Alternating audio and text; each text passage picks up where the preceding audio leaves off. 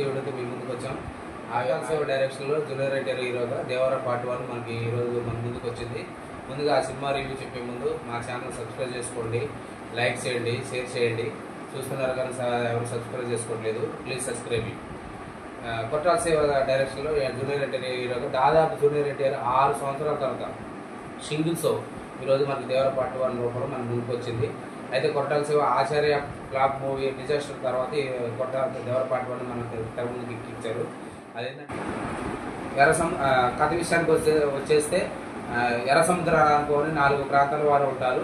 ఆ 4 ప్రాంతాల వారు వచ్చేసి ప్రాంతాలలో దేవరా కూడా ఒకడు ఉంటాడు. అయితే వీళ్ళలో మురగ బ్యాచ్ ఒక బయట నుంచి వచ్చే మురగ బ్యాచ్ వీళ్ళలో ఎంత వేటాడటానికి శక్తి ఉంది అని గ్రహించి నావికులలో షిప్లలో వచ్చే మరణాయుధాలను వీళ్ళ ద్వారా అక్రమంగా సంపాదించి మురగ బ్యాచ్కి అప్పచెప్తే నీకు కొన్ని విలువైన బహుమతులు ఇస్తానని ఆశ చూపిస్తారు.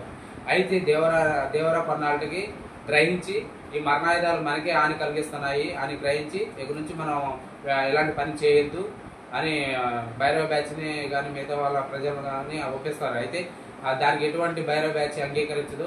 మనం ఎలాంటి పని చేయకపోతే మన ప్రాంతాల వారు ఎలా జీవించాలని అనుకుంటారు. అయితే వీళ్ళు మాటికి అంగీకరించుకోవైతే భైరవకి దేవరాకి ఒక గ్యారంటీ అవుద్ది. భైరవ వచ్చేసి సముద్రం మీదకి మనం ఎలాంటి పని చేయాలని అంటాడు, దేవర వచ్చేసి వద్దు అని అంటాడు. వీళ్ళిద్దరు అయితే వీళ్ళ మధ్య ఉంటే వీళ్ళలో భయం అనేది కలిగించాలి, సముద్రం మీదకి వెళ్ళాలంటే భయం కలిగించాలనే ఉద్దేశంతో వీళ్ళ మధ్య ఉంటే వాళ్ళకి భయం కలిగేదో. అందుకని నేను ఇలా కనపడకుండా సముద్రం మీదకి వెళ్ళి కనపడకుండా వచ్చే వాళ్ళని నేను ఆతమార్చాలి అని డిసైడ్ అవుతారు. ఇది ఫస్ట్ హాఫ్. సెకండ్ హాఫ్ వచ్చేసి వర అంటే తండ్రి కొడుకు క్యారెక్టర్ మనకి పరిచయం చేస్తారు. వర వచ్చేసి వర కూడా పిరికివాడిగా మనకి తెర మీద చూపిస్తూ ఉంటాడు. తండ్రి ఆశను నెరవేరుస్తాడా లేదా అనేది మనం సెకండ్ పార్ట్ లో చూడవచ్చు. అయితే సెకండ్ పార్ట్ లో ఒక ట్విస్ట్ అనేది మనకు పెడతాడు. ఓకే, ఈ స్టోరీ అయితే ఈ విధంగా అల్లుకున్నాడు మన కొరటాల శివ. ఈ ఫస్ట్ హాఫ్ చూస్తున్నంతసేపు నాకైతే ఆచార్య ఛాయలు అనేది నాకు కనపడుతున్నాయి. నాకైతే 99% ఆచార్య ఛాయలు కనపడుతున్నాయి.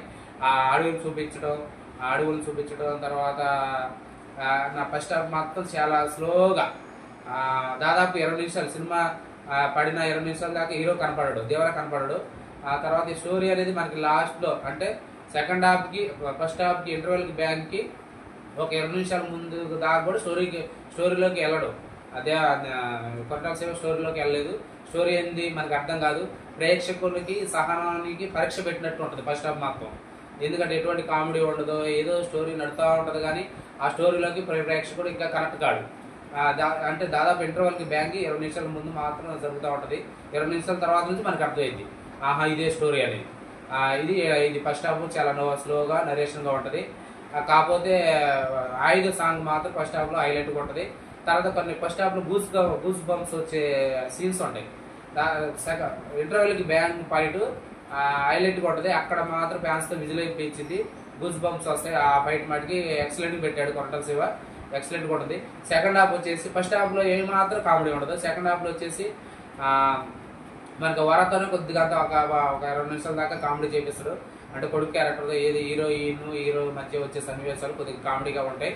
అంటే పిరికివాడిగా ఉంటాడు అనమాట, కామెడీగా ఉంటాయి. ఏదైనా తర్వాత నుంచి సెంటిమెంట్ ఉంటుంది, కొద్దిగా అంత సెంటిమెంట్ పడింది అక్కడక్కడ. సెంటిమెంట్ అయితే సూపర్గా ఉంది. తర్వాత ఫైట్స్ కూడా హైలైట్స్ ఉంటాయి. తర్వాత లాస్ట్లో ట్విస్ట్ అనేది మరి నాకైతే ఎందుకు సముద్రం మీద కనపడే సీను వేటకి వెళ్ళినప్పుడు మనకి ట్రైలర్లో చూపిస్తాడు. సముద్రం మీద ఒక ఆకారం అనేది మనకి చూపిస్తాడు. నేను ఆ ఆకారాన్ని రివీల్ చేయడం అనుకున్నా.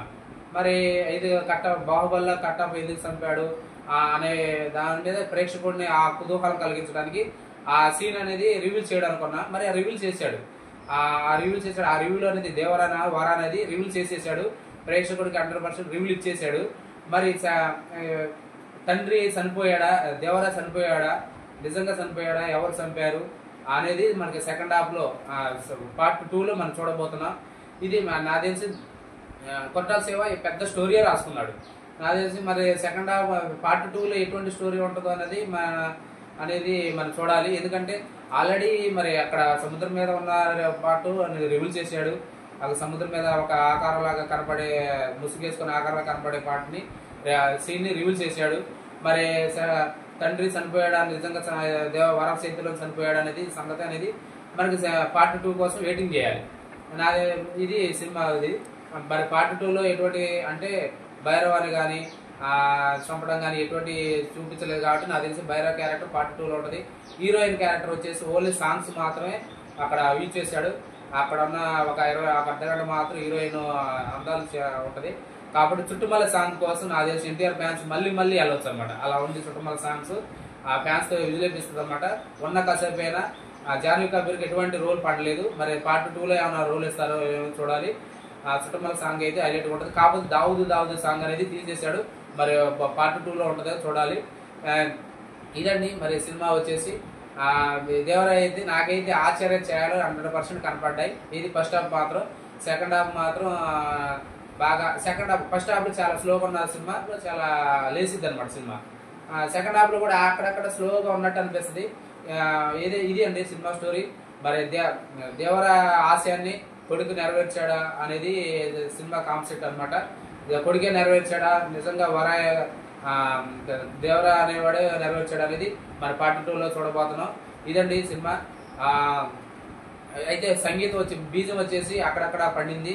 ఆ బీజం వచ్చేసి మరీ హై లెవెల్లో మనం ఎక్స్పెక్ట్ చేయనక్కర్లేదు. హై లెవెల్లో ఏమీ లేదు. కొన్ని సీన్స్ దగ్గర పండింది అనమాట బీజం. బీజం అయితే పర్లేదు, ఓకే. సినిమా అయితే దాదాపు చాలా మంది రాజమౌళి సినిమా వచ్చిన తర్వాత నెక్స్ట్ తీయబోయే సినిమా ఫ్లాప్ అయిద్దని అనుకున్నాం. మరి ఇదైతే మరీ అట్ట ఫ్లాప్ కాదు, మరీ బ్లాక్ బాస్టర్ కాదు. సో యావరేజ్ రాజమౌళి సినిమాకి కొద్దిగా అంత బ్రేక్ సెంటిమెంట్ బ్రేక్ ఇచ్చిందని చెప్పవచ్చు అనమాట. ఇది సినిమా. ఇది అండి. మీకు దేవరా కనుక సినిమా చూసిన వాళ్ళైతే ఎలా ఉందో కామెంట్ చేయండి. నాకైతే కొద్దిగా యావరేజ్ కనిపించింది. మరి బ్లాక్ బాస్టర్ సినిమా ఏం కాదు. కాదే ఫ్యాన్స్ మరి ఎన్టీఆర్ చెప్పాడు ఆల్రెడీ, ఫ్యాన్స్ ని కాలర్ ఎగరేసుకునే సినిమా అన్నాడు. అలాగే నాకు తెలిసి ఫ్యాన్స్ కు మాత్రమే కాలర్ ఎగరేసుకునే సినిమా ఇది. ఫ్యామిలీతో చూడవచ్చు, కాకపోతే ఫ్యాన్స్ మాత్రమే కాలర్ ఎగరేసుకునే సినిమా. అంతేగాని అన్ని రకాల ఆడియన్స్ ని ఆకట్టుకునే సినిమా మాత్రం ఏమాత్రం కాదని చెప్పవచ్చు అనమాట. ఇది సినిమా స్టోరీ. కొట్టాల శివ కెరీర్ లో బిగ్గెస్ట్ సినిమా కూడా చెప్పవచ్చు.